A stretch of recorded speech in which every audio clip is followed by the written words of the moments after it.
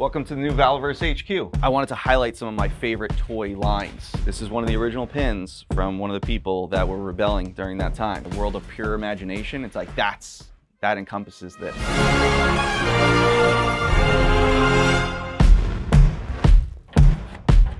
What's up, guys? Welcome to the new Valaverse HQ. Come on in, I'll give you the tour. All right, so here's the new office that we just moved into because we outgrew our old office. Some of you guys have probably seen that video. That tour video was fun to do.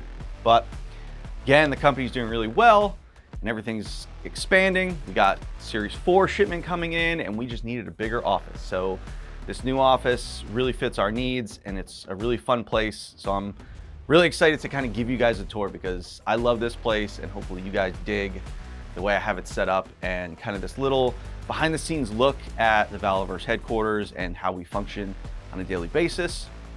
So let's get on into it. So one of the first things you see when you come into the office, which is a very cool piece and it means a lot to me. This was given to me and made by Articulated Ninja. You guys know him, he's got a great channel, go check him out.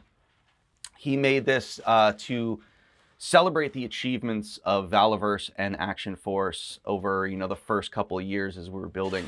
So he took some of the highlights of what we had accomplished, and then to round it out at Joe Fest last year, he got some of my great friends, Tony, aka Desert Rat, Michael French from Retro Blasting, Laser Pants himself, Ryan, and Ninja as well. They did these little notes for me, which they secretly did at the booth without me knowing. They did it very much on the sly, which was nice of them to do. But very kind words. These guys are great friends of mine. They mean a lot to me. So having this when you first walk in is really important to have in the office. So thanks, Ninja. Of course, Squaddle Glory. And then the first office that you see when you get here, you guys are probably going to love this one.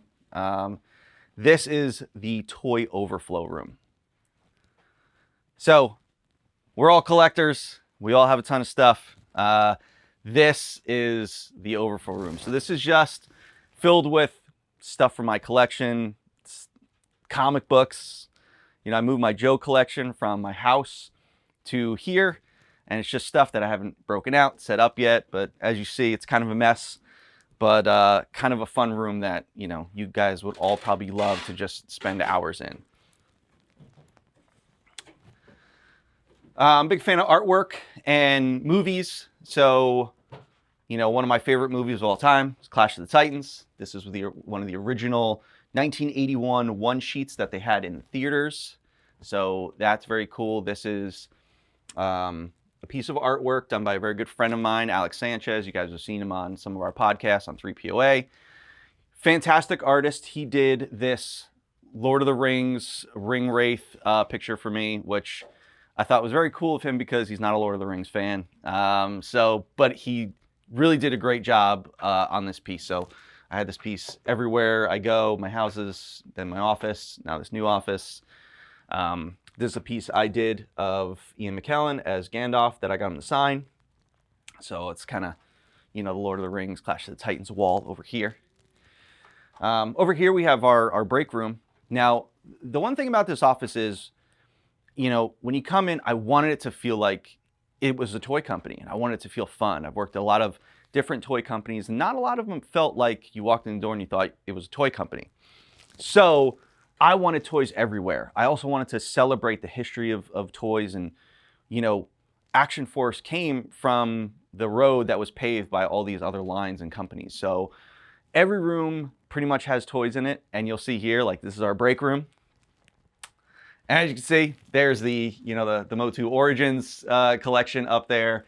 So, even the break room has toys because when you're getting snacks, I want to check out some toys, right? Let's see. So this is the armory, I guess you could say. In the old office, I had a big wall of swords. I love swords, but I wanted to focus here on all the swords and weapons from Lord of the Rings because I'm a huge Lord of the Rings fan. So, here are some of the swords, Aragorn's sword, Gandalf's sword and wand, some statues here, Minas Tirith, Shards and Arsenal. So hopefully you guys are Lord of the Rings fans. Over here, this next office, this is our photo studio. So this is where I do all the photography for, the figures, the website, packaging, that sort of thing. So I have tons of dioramas made by some great diorama builders up here, tons of it. Here's a new one we got in. This is what you saw for Series 4 with the Arctic figures. So this is a cool place to be. While I'm not the greatest photographer, I am working on getting better, but it is fun to come in here and really get the figures down and dirty and, get them into really cool poses for shots. So, yeah, so that's the photo studio. Now, again, like keeping with the whole theme of, making this place feel like a toy museum, I wanted to highlight some of my favorite toy lines. So whether they were toy lines that I had as a kid growing up or toy lines that I collected later in life. So here are ones that I didn't have as a kid, but, were ones that I wanted to have now as an adult collector. So obviously Clash of the Titans, Indiana Jones, and Robin Hood, Prince of Thieves, 3 of my all-time favorite movies. So, you get a nice look of what the, kind of came before everything, and see how toys have evolved over time is really pretty cool. And listen, these lines, they still hold up, man. This stuff is great. So we got an extra office here if anybody is looking for a job at Valaverse Headquarters.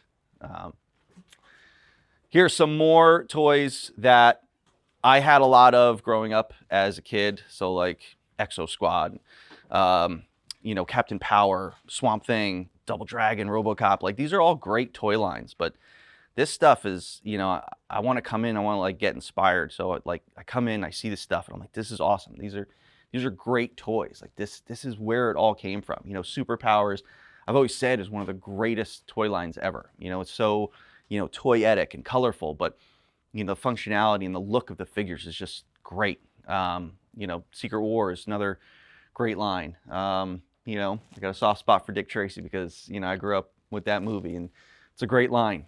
Just got my Holy Grail blank figure not that long ago. So I'm excited for that. That's kind of, like I said, I wanted the office to have this certain feel to it. And hopefully, when you guys see this tour, you guys think wow, it's really cool, because I think it's really cool to come in here and see this rich history of toys, that gets me in the mood to make toys. All right, so next up, we have our model shop. So this is where I will do the prototypes, the paint masters. So I'll take, our resin copies and I'll paint them all here and put them together. So this room is still a little bit of a mess. Yeah, it's got my hockey gear in here, so it kind of doubles as my gear storage.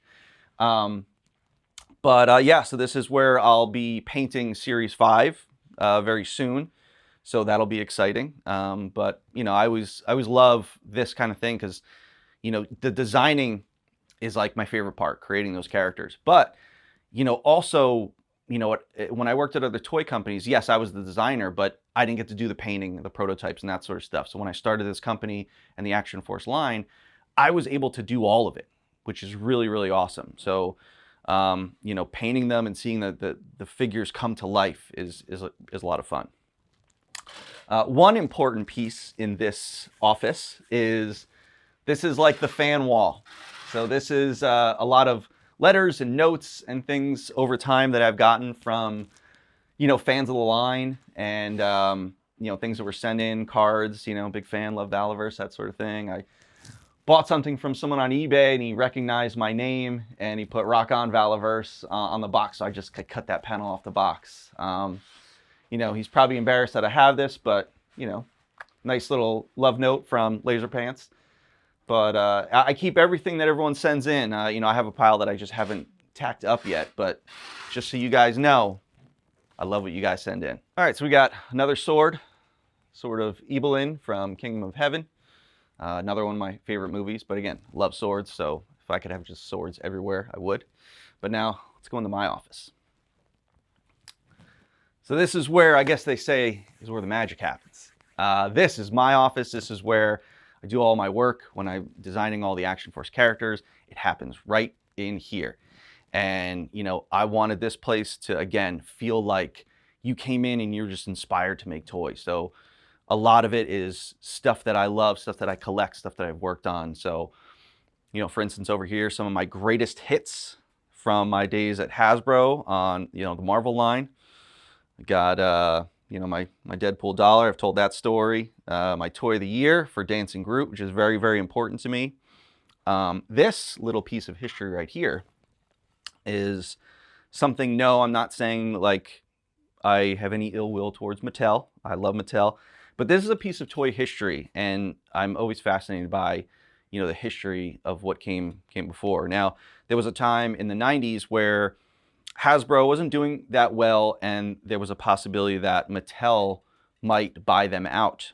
And, you know, a lot of employees at Hasbro were a little nervous about that. And this is in a book called Toy Wars. You can read all about this. And they talked about the Hasbro employees making these pins that say "to hell with Mattel," because they wanted the upper management to know, we don't want to get bought up by Mattel. We want to stay Hasbro. So I had asked one of the old time guys that was at Hasbro, I said, hey, is it true that you guys had these pins made up during that time? And he's like, oh yeah, I think I have mine somewhere. And the next day I come in, and on my desk, he gave me his pin. So this is one of the original pins from one of the people that were rebelling during that time. So definitely an important piece in my collection. I got this really awesome Willy Wonka print from a very, very, very talented artist. You know, it's like what they say in his song, "A world of pure imagination." It's like that encompasses this, you know. So this is a Superman drawing that I did. I don't know what date I did that, but I was young and I was bad. Some other meaningful pieces over here. This was done. This is a Batman sketch done by Carmine Infantino. He's no longer alive, but to me, he's one of the definitive Batman artists of his time. So like that means a lot to me. Jack Bauer's Kiefer Sutherland that I did. This, another very, very important piece. I drew this. Stone Cold is my favorite wrestler. And I drew this and I got to meet him. There you can see young 20-year-old skinny Bobby Vala. And I got him to sign it, which was cool. When I shook his hand like encompassed my whole forearm because I was so small and he was so big. But yeah, it's my little Stone Cold shrine. Here we got some more really, really great artwork. Again, these artists are no longer with us, but very, very important Batman artists. Batman's my favorite superhero. So, you know, having these guys' artwork, you know, is really, you know, it's cool to look at and see. But Ra's al Ghul is my favorite Batman villain. And these are two pieces done by Neil Adams, who was one of the original co-creators of Ra's al Ghul, and then Tim Sale. And this piece, why this piece means so much to me, is because this was one of Tim's last like full commission pieces I got from him in 2002, San Diego Comic-Con. I met him. He had never drawn Ra's al Ghul before. He'd drawn all of the Batman Rogues Gallery. Ra's al Ghul never appeared in any of the books. So I said, you got to do it. And he said, all right, well, I want to do it big and flash. I want to do it good because it'll be the first time I ever do the character. And then I stayed in touch with him after that. And it turns out even right before he died a few years back, he even told me, he said he still never has drawn Ra's al Ghul ever before. So this is the only ever time he's ever drawn this character, and I have it. So if this place was ever burning down, this is what I'd probably grab first. So yeah. And then here is my art skull collection. This is, if you saw the original office tour video, I talked about this, but just to recap again, there is an artist that I found on Instagram. He goes by Jack of the Dust. He is located in Australia, and he was a movie prop designer, and then he started doing these sort of art skulls where he would you know, cast these skulls and then paint them in really cool designs. And the first one I got was this Darth Maul skull. I thought it was so very cool that someone would do that. And then the more he came out with, the more I had to have, you know. So like these are my favorites of his collection that he's done. It's very cool to see these. You get really inspired when you see like someone create awesome work like this. Last piece I got from him was the Statue of Liberty skull, which is very, very impressive. But yeah, check out his work. He's really, really good. Got some of my ladies' statues over here. another artist who is no longer with us, but one of my favorite artists, Michael Turner.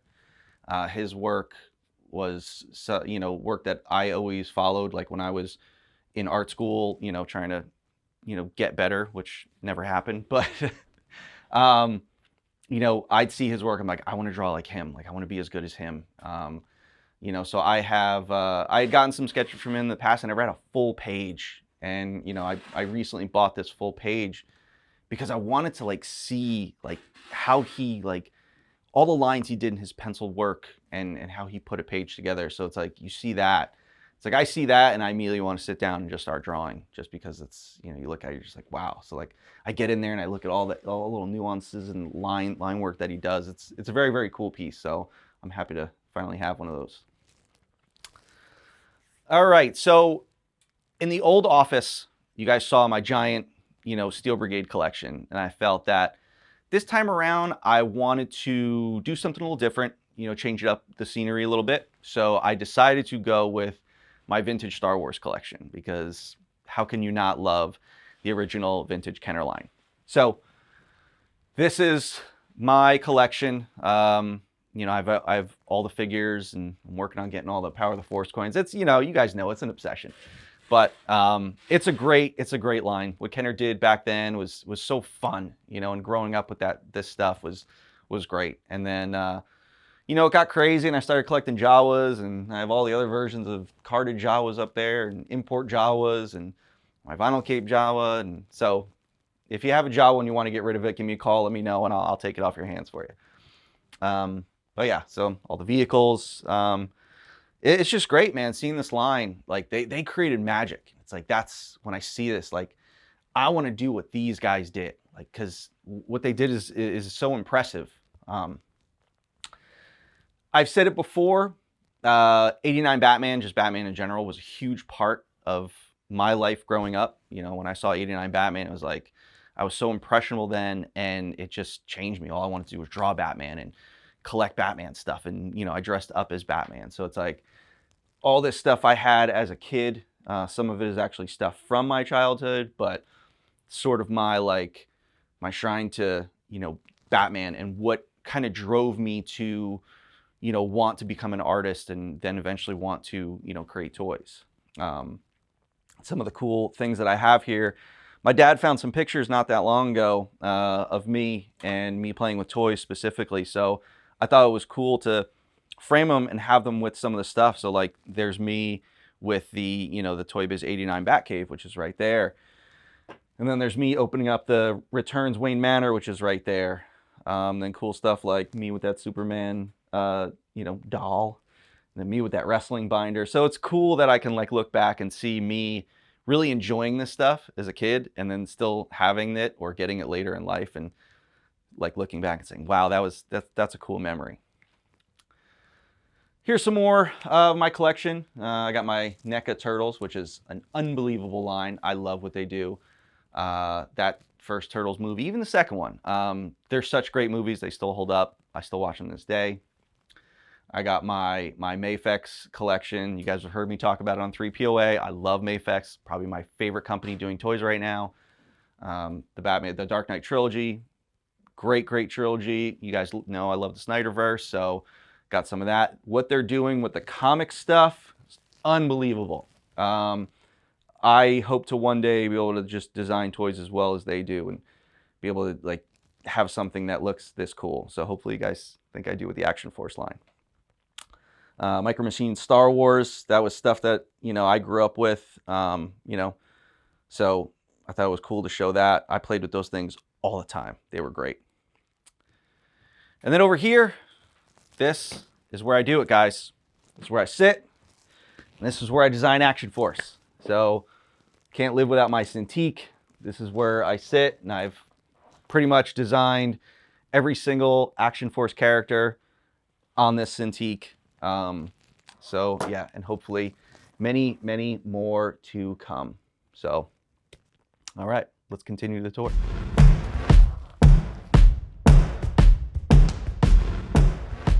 This is where we keep all the treasure. Let's go.